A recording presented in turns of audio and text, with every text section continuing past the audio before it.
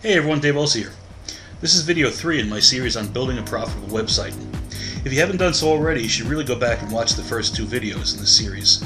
Each new video builds on the previous one, so if you're just joining us now, you'll probably feel kind of lost. Anyway, today we're going to look at our product reviews from a search engine standpoint, and we're going to look at the specific tactics that you'll need to use to get your pages ranking near the top of Google. Okay, that last statement was a bit misleading. We're not just trying to get our pages ranked near the top of Google, we want them ranked for the specific key phrases that people use when they're ready to buy.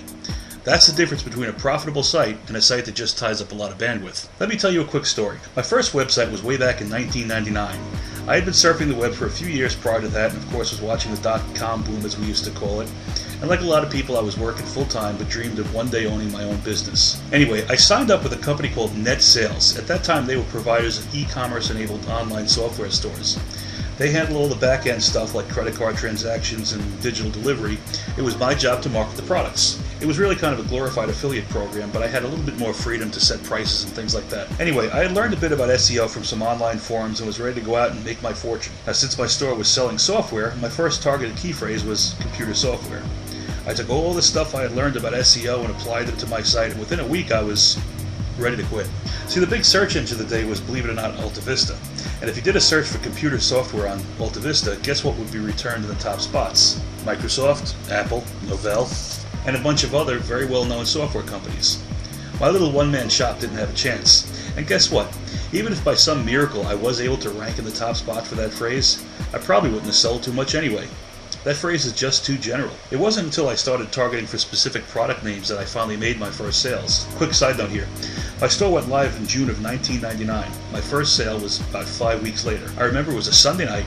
I was just shutting my computer down and decided to take one last check on my stats. It was probably about the 15th time that I checked them that day. Anyway, I logged in and almost fell off my chair to see that somebody had actually bought something. It was a guy from Australia, and he had purchased a copy of WinFax Pro, one of the phrases that I had optimized for. I distinctly remember staying up for another hour writing this guy a personal thank you note. I mean, I poured my whole life story into the note. I think my commission on the sale was like $2.94, by the way. But the point was, I had made a sale, and that sale made the whole process real.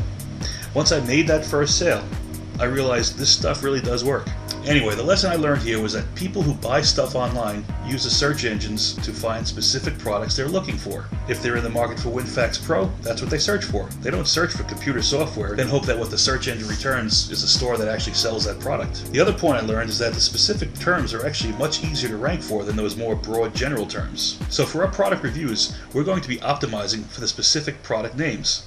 If the product has a model number, all the better. We'll put that in there as well. Now keep in mind, not a lot of people are going to be searching for the specific product name and model number, but the ones that do are the ones that are ready to buy. This is what makes this tactic so powerful. Most affiliate marketers are using the typical keyword tools and will bypass these long-tail key phrases because they don't have a large enough volume of searches. They don't realize that it's not about how many hits you get, it's about how targeted those hits are. The bottom line here is relevancy converts. Okay, so here's a few quick tips for getting your posts ranking for those phrases. First, always include the product name and, if available, the model number in the title of the post. Include that same information in the meta title tag as well. Use that phrase about once for every 400 words of text in the post. Now always err on the side of readability here. Don't stuff an extra instance of that phrase into the post if it means the post becomes clumsy to read.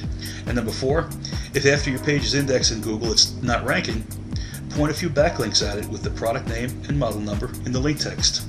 Now these 4 tips above will get you ranking for a lot of different products. Alright, in the next video we're going to see how some of these techniques can be automated, turning your blog into a lean, mean product review machine. Thanks for listening.